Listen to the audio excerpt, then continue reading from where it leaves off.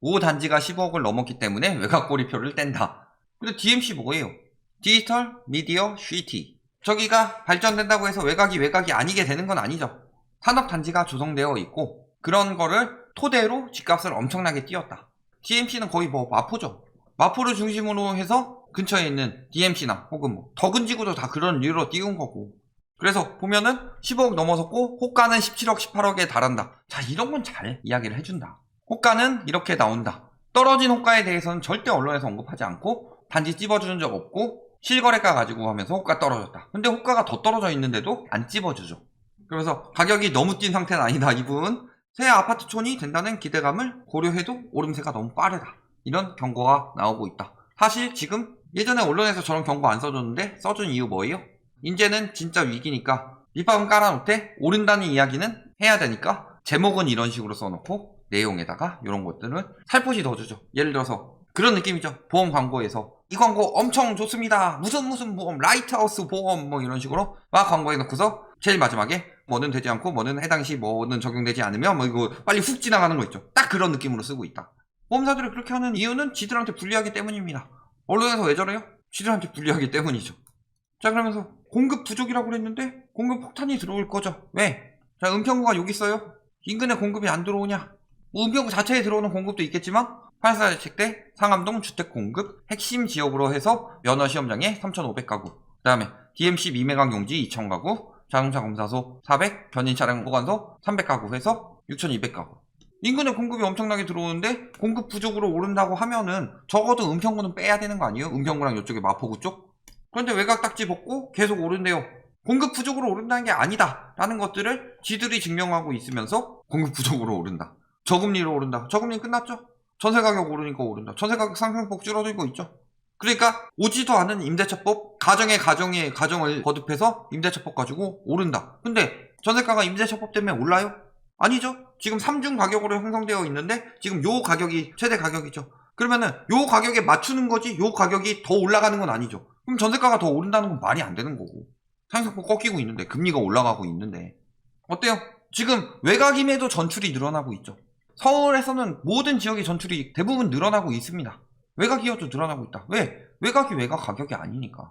어디로 빠지고 있어요? 파주, 김포, 시흥, 양주, 의정부, 남양주, 강동구는 그렇다 치더라도 하남시.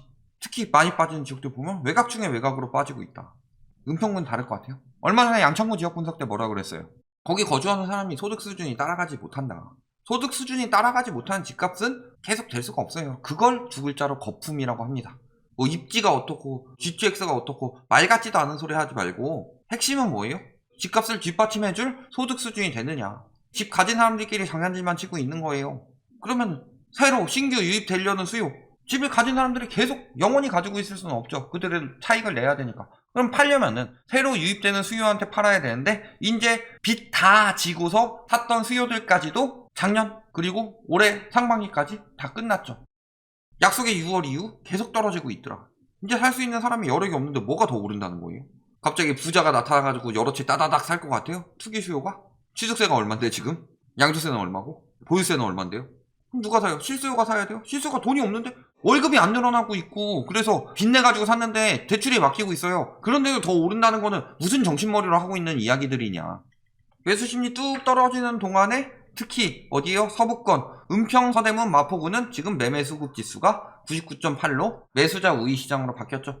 전세수급 지수도 이제 바뀌기 일보 직전이죠. 팔 사람들 더 많다. 근데도 더 오른대요. 말이 안 되죠. 매매 가격 지수 변동률도 이러다가 지금 떨어지고 있고 전세 가격 지수는 오히려 점점 더 우하향되고 있죠. 상승폭이. 그러다가 내려가서 이제 밑으로 뚫고 가는 거예요. 마찬가지로. 머지않았죠. 자, 전세가율이 떨어진다는 소리는 무슨 소리예요? 갭이 늘어난다는 소리죠. 갭이 늘어난다는 건 무슨 소리예요? 예를 들어서 갭이 3,000에서 6,000으로 늘었다. 그러면 첫 번째 뭐가 많이 필요해요? 초기 자금이. 그 다음에 두 번째 뭐가 많이 떨어져요? 수익률이. 자, 초기 자금은 2배로 필요하다. 그런데 예를 들어서 그때는 4,000 올랐고 이번에 만약 5,000 오른다고 합시다. 그렇더라도 이때는 수익률이 100%가 넘어가죠. 근데 이때는 수익률이 100%보다 적더라. 그래서 갭투기 수요들이 유입하기 힘들어지죠. 그러니까 수익이 5,000이 나오는 게 아니라 2,000, 1,000 뭐 이런 식으로 떨어지다가 그 다음에 마이너스 가는 거다. 예전에 저희 그 투기꾼들 유형 4가지 나눴을 때 가장 핵심 유형들은 어떻게 하느냐? 초반에 황금성 좋고 갭 작을 때 전세가 같이 올려가지고 여력 있을 때 빨리 치고 빠진다. 그리고 집값 오르는 것만 보고 뒤늦게 들어오는 갭투기 수요들은 다음에 받아줄 추격 매수가 없기 때문에 항상 문제가 생긴다. 근데 지금 추격 매수가 붙고 있냐? 실수요가 사요? 아니면 투기 수요가 사요? 자, 외지인 매매 거래량. 서울은 딱히 외지인 매매 거래량이 굉장히 중요하진 않죠. 법인들 팔고 있고 외지인도 이때까지는 많았다가 지금 하향되고 있죠. 그리고 핵심 거래량. 황금성이 좋냐? 아니요. 9월에 얼마나 많이 떨어졌어요? 최근 10월, 11월 거 봤을 때 자, 아직 신고가 비율이 하락가 비율보다 높지만 10월 상반기에 그런데 두 건 신고가 다 취소된 거는 다 이 모양이죠. 거래 취소 두 건 중에서 신고가 비율이 다다. 하반기로 가면은 하락 비중이 점점 더 높아지고 있습니다. 거래가 되면 될수록 신고가 경신을 하긴커녕 하락가 비중이 점점 더 늘어나고 있다. 문제는 서울 외곽 지역에서.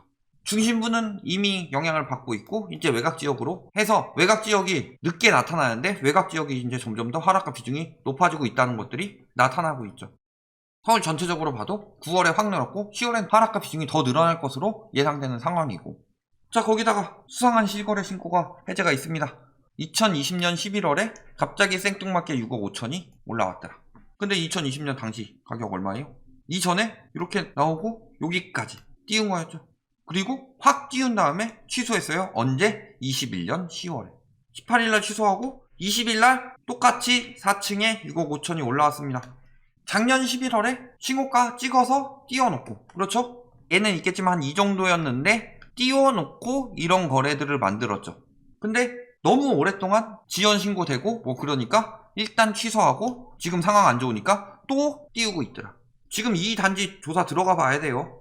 이 단지 2층 이렇게까지 확연하게 나왔는데 특사경 조사 안 하면 안 되죠. 저건 누가 봐도 장난질이죠. 자기 집 가지고 아무나 막 저런 행위에 동참하지 않는다. 불안하니까 딱 저 한 채 가지고 앞장서서 하고 있는 정황이 나왔다. 단지별로 볼까요? 자 21년 은평구 매매 거래량 1위가 30건입니다. 계속 올라가는 것처럼 보이는데 지금 호가 보면 어때요?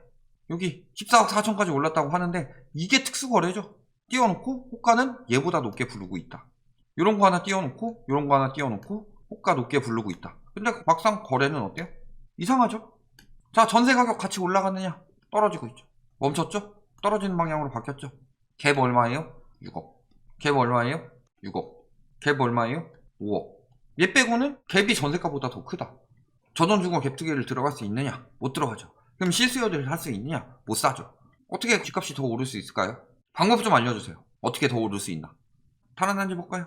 자, 이런 것들 띄우기 막 정황들이 있죠. 그러면서 상승폭은 점점 축소되고 있는데 실거래가보다 호가 훨씬 높게 띄운다. 계속 기사에서도 그랬죠. 실거래가보다 호가가 높냐? 아니죠. 여기 떨어졌죠. 그리고 떨어지고 이 정도 가격에서 계속 형성됐는데 계속 오를 것 같으면 호가 더 높여야죠. 떨어지고 있는 추세로 바뀌고 있다. 전세 가격은요? 마찬가지. 얘는 올랐다 멈춘 상황이고 갭 얼마예요? 역시 6억. 갭 얼마예요? 6억. 여기가 3억. 예전에 은평구에 6억 하던 아파트가 많았는데 요즘엔 갭이 6억 하는 아파트가 많아요. 정상적으로 살 수가 있겠냐 사람들이. 돈이 없죠 이제. 그럼에도 불구하고 계속 오르고 이런저런 호재가 있고 매도자가 더 찾을 거다. 매수자 우위 시장은 매물을 보면 나옵니다. 6월 기준 특수경우 제외하고요. 그 다음에 작년 같은 경우는 법인 그 양도세 강화로 인해서 연말에 한번 특수 상황이 나왔지만 보통은 6월 기준으로 늘었다 줄죠. 그런데 이미 그때 수준 회복했죠. 매물량. 전세는 말할 것도 없고 월세도 말할 것도 없고 전월세 계속 쌓이고 있습니다. 그리고 전세 상승세 멈췄고 오히려 하향하고 있는 전세 단지들 많고 호가도 낮추고 있는 단지들 많이 나오고 있다. 계속 오를까요? 외곽 티 벗었다가 아니라 외곽이라서 뒤늦게 띄운 것들 벌써부터 영향을 받고 있다는 거죠. 입주는 적어요. 적정수요 항상 이렇게 표시하는데 적정수요가 어디 있어요 지금.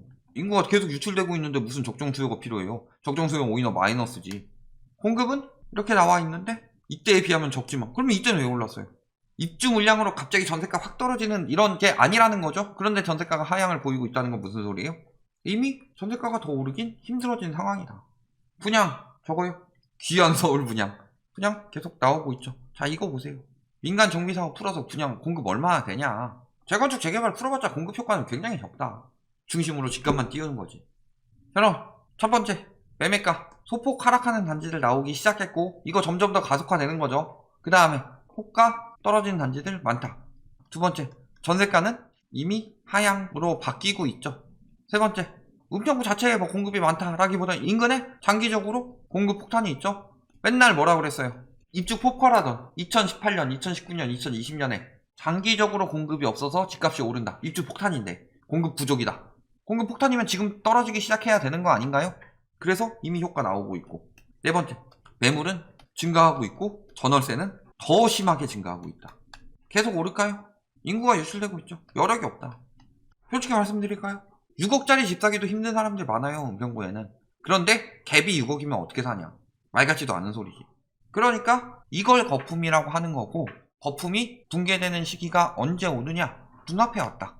절대 불리면 안 된다는 거죠. 여기까지 말씀드리겠습니다.